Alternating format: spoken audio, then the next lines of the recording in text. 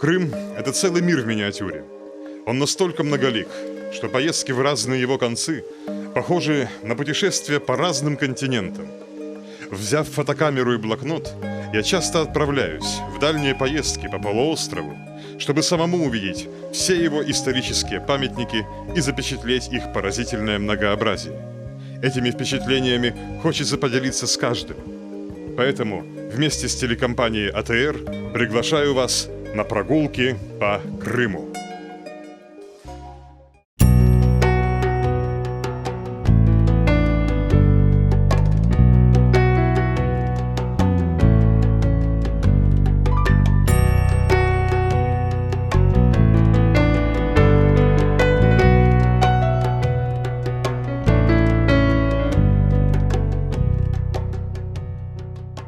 Этот величественный ландшафт, что открывается с горной вершины, долина реки Кача. В прошлой серии мы уже посетили одну из ее достопримечательностей – мусульманский мавзолей Уч-Азиз в селении Эфендикой. Но помимо него, Качинская долина очень богата и другими памятниками самых разных эпох и цивилизаций. И сегодня мы продолжим знакомство с историческим наследием этого прекрасного уголка Крыма.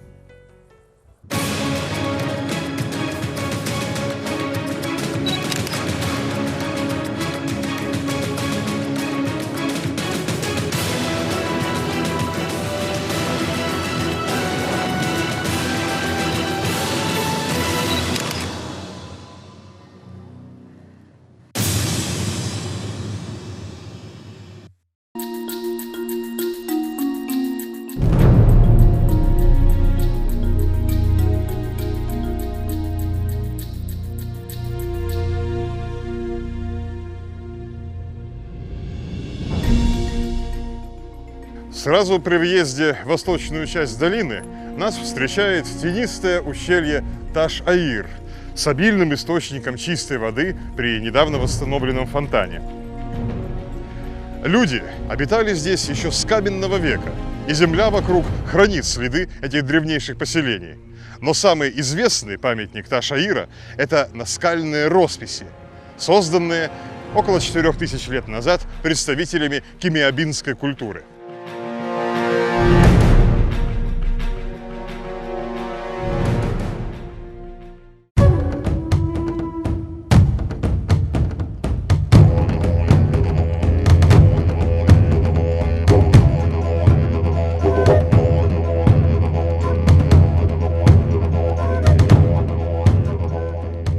Еще не столь давно на этой скале можно было ясно различить потускневшие от времени рисунки, выполненные красной охрой, размешанной на жиру. На площади 15 квадратных метров эта скала была усеяна мелкими изображениями, фигурками вооруженных людей, животных, деревьев, а также некими таинственными знаками. Исследователи предполагали, что в этих наскальных росписях могли найти отражение некие боевые действия глубокой древности, например, оборона долины от вторжения с равнин.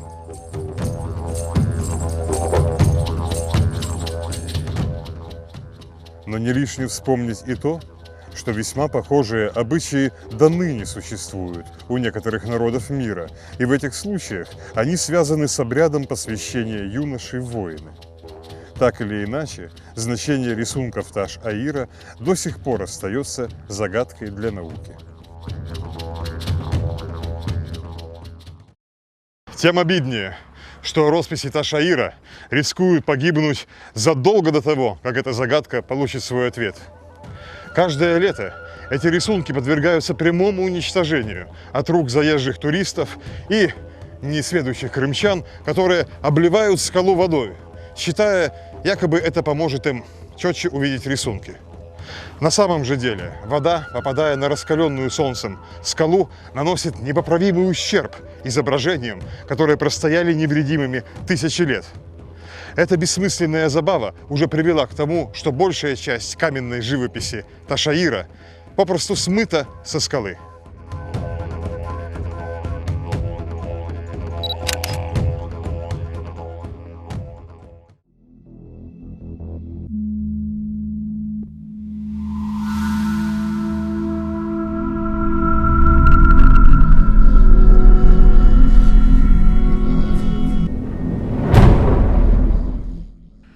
Рисунки Ташаира не единственные наскальные росписи в здешней округе. Очень похожие на них изображения, несколько человеческих фигур, есть и в скалах Алимовой балки на противоположном берегу долины. Специалисты не спешат делиться с широкой публикой деталями их точного местонахождения, поскольку не без оснований опасаются, что и эти рисунки может постигнуть судьба ташаирских, тем более, что они гораздо меньше по площади и намного уязвимее.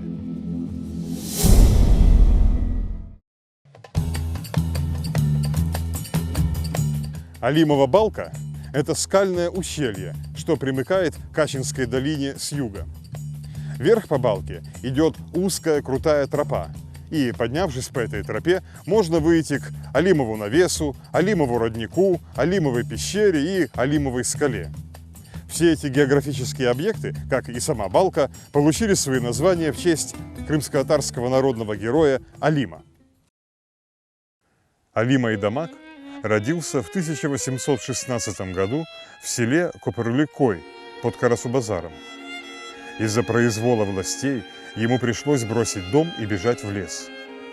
Там он вел жизнь благородного разбойника, который помогал беднякам и наводил страх на их притеснителей. Алим действовал в карасу-базарских лесах, но слава его была столь велика, что в народе сложились легенды о том, как он скрывался от полиции и прятал отнятые у богачей сокровища в разных укромных уголках Крыма. Поэтому на полуострове есть несколько пещер и гротов, названных в его честь. Вряд ли Алим Айдамак действительно жил в этом ущелье, однако реальная история этого скального навеса под названием Алимов навес не менее почтенна, чем легендарная. Как и Ташаир, это одно из первых мест поселения человека в Крыму, и здесь были найдены следы поселения возрастом почти в 10 тысяч лет.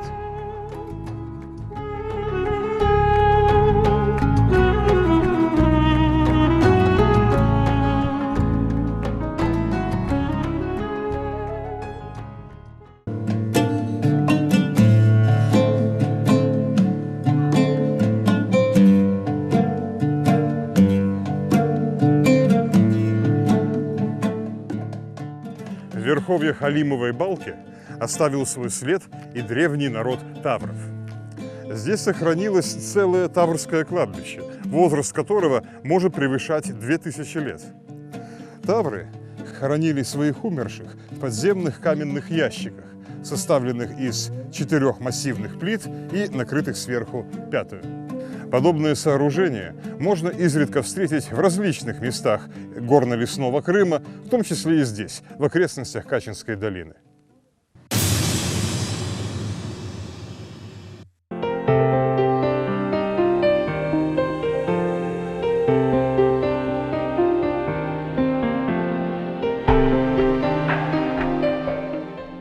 Пожалуй, самыми знаменитыми достопримечательностями Качинской долины являются 3 ее пещерных города – Качикальон, Кыскермен и Тепекермен.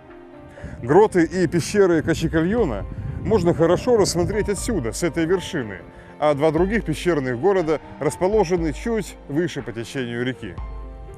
Все 3 этих средневековых поселения исключительно интересны, и каждый из них заслуживает отдельного подробного рассказа и отдельной прогулки к нему, которые мы и совершим в будущих сериях. А сегодня мы отправимся на поиски менее известных старинных сооружений, что уцелели в селах Качинской долины.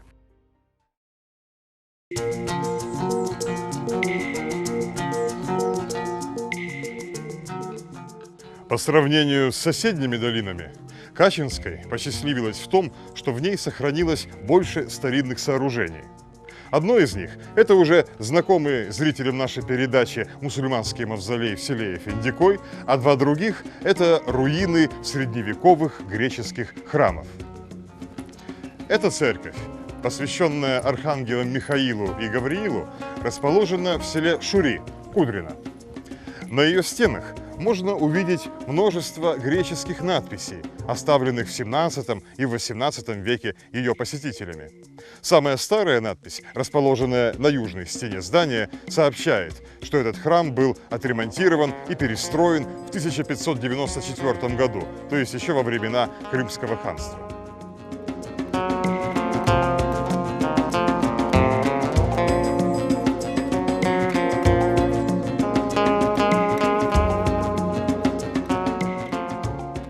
У стен храма лежит старинное христианское кладбище. Можно заметить, что и форма надгробий, и даже узоры на них напоминают мусульманские памятники с кладбища Кырка-Зизвер в Эскиюрте. И те, и другие были построены примерно в одно время, и сходство художественного стиля говорит о широком культурном взаимообмене между народами Крыма.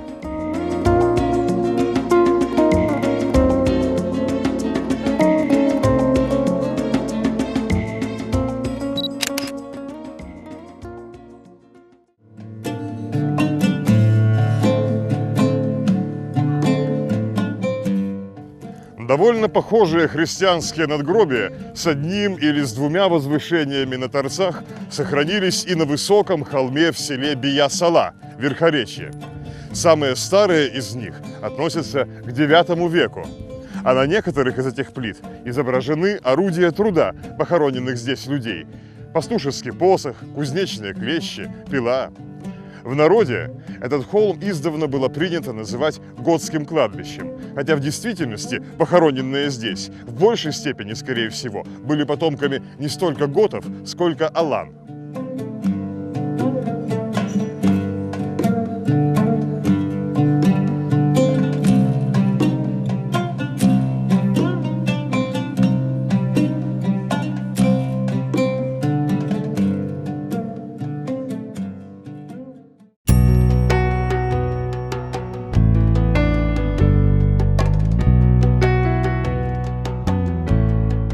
Неподалеку от древнего кладбища Бия-Салы стоят руины средневековой церкви Иоанна Предтечи.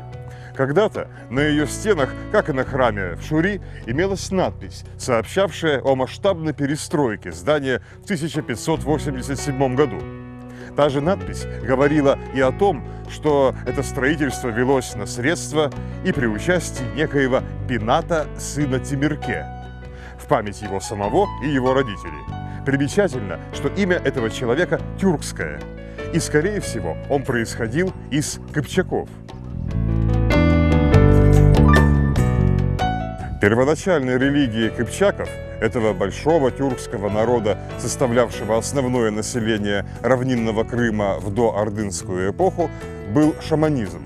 Но впоследствии большинство их стало мусульманами и приняло участие в формировании крымско-татарского этноса, а часть кыпчаков выбрала христианство, и их язык лег в основу наречия урумов, то есть тюркоязычных христиан Крыма, также известных под названием греко-татары.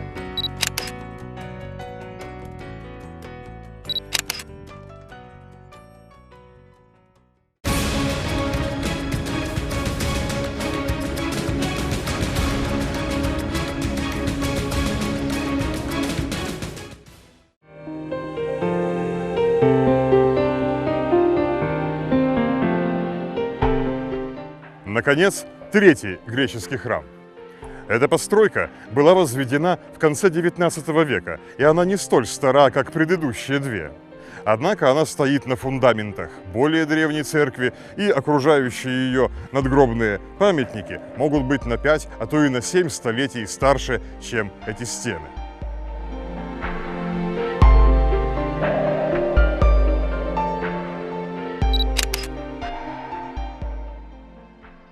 Это последнее сооружение, сохранившееся от села Авджикой, что когда-то располагалось здесь поблизости. Оно стояло на широком лугу у речного берега. После депортации Авджикой был переименован в Охотничье, а в 1970-е годы при строительстве вплотную к нему плотины Загорского водохранилища и вовсе ликвидирован и расселен. Сегодня уже ничто не напоминало бы об этом селении, кроме этого греческого храма, до осколков черепицы, разбросанных внизу по траве, если бы не знаменитый уроженец этого села.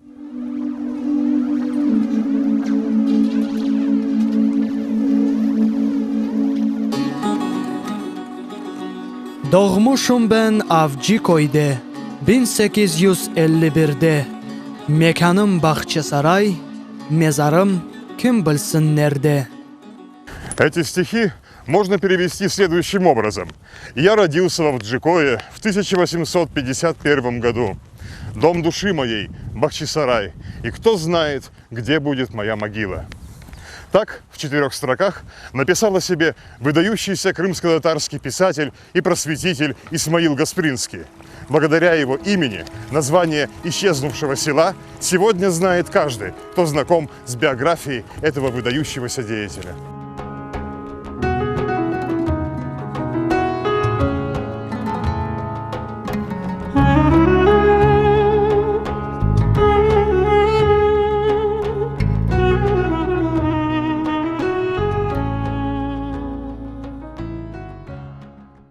Качинскую долину можно назвать своего рода музеем под открытым небом, где на сравнительно небольшой территории компактно собраны памятники, представляющие практически все основные этапы в истории Крыма. Во время нашей сегодняшней прогулки мы проделали не столь уж и большой путь. Между 2 крайними точками нашего путешествия, Ташаиром и Авджикоем, расстояние не превышает и 15 километров. Однако, даже на столь коротком отрезке нам довелось увидеть очень разные памятники и затронуть очень разные темы, от первобытных стоянок до наскальных росписей, от таврских ящиков до греческих храмов и от легенд об Алиме до стихов Гаспринского. И это еще далеко не все, что можно рассказать о здешних местах. Столь поразительное многообразие культурного наследия и делает Крым таким уникальным.